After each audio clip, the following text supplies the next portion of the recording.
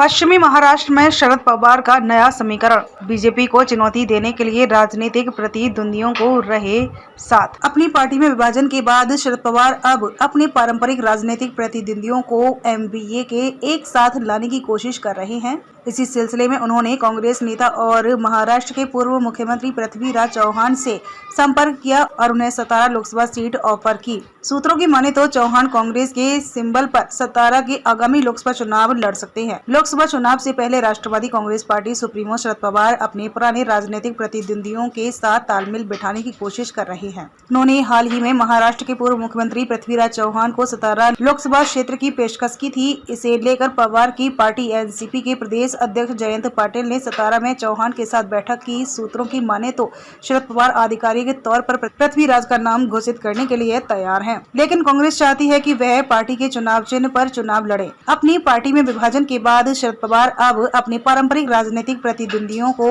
NDA में एक साथ लाने की कोशिश कर रहे हैं। पवार ने सोलापुर के मुख्य मराठा नेता मोहिते पाटिल के साथ साथ बारामती लोकसभा क्षेत्र के पूर्व मंत्री अनंतराव थोपटे के साथ बातचीत की शुरू। अब पृथ्वीराज चौहान को साथ लेकर एनसीपी सुप्रीमो ने 2 पीढ़ियों की राजनीतिक प्रतिद्वंदिता खत्म करने की कोशिश की है। चूंकि मौजूदा सांसद श्रीनिवास पाटिल की उम्मीदवारी का पार्टी के भीतर 2 विधायकों द्वारा विरोध किया जा रहा है, इसलिए 2024 के लिए उनके दोबारा नामांकन की संभावना कम है।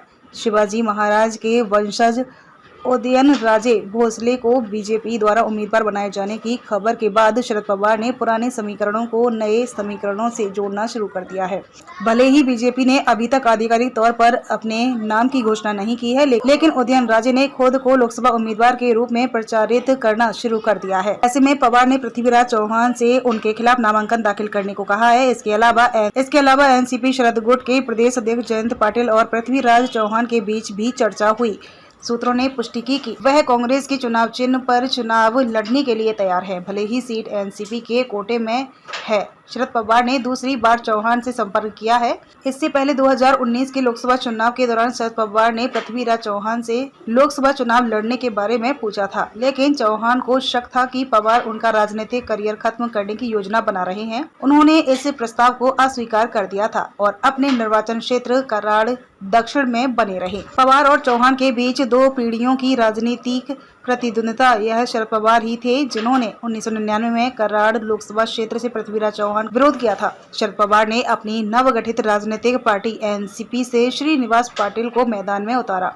इससे पहले राजनीतिक दुश्मनी तब शुरू हुई जब पवार ने पहली बार पृथ्वीराज चौहान की मां और तत्कालीन सांसद प्रेमला काकी चौहान के खिलाफ उम्मीदवार खड़ा किया। ये ध्यान में रखते हुए पृथ्वीराज चौहान ने 2019 में शरद पवार द्वारा पेश किए गए टिकट को अस्वीकार कर दिया था। इसके कारण शरद पवार को उदयनराजे भोसले के खिलाफ श्रीनिवास पाटिल को नामांकित करना पड़ा। पृथ्वीराज चौहान ने 2012 में बराबर किया राजनीतिक हिसाब। 2012 में पृथ्वीराज चौहान के मुख्यमंत्री बनने के बाद उन्होंने पुराना राजनीतिक हिसाब बरकरार करने के लिए अजित पवार पर निशाना साधा। तब महाराष्ट्र राज्य शिखर बैंक मामले में अजित पवार की जांच हुई थी। चौहान ने मुख्यमंत्री रहते इस जांच पर काफी जोर दिया था।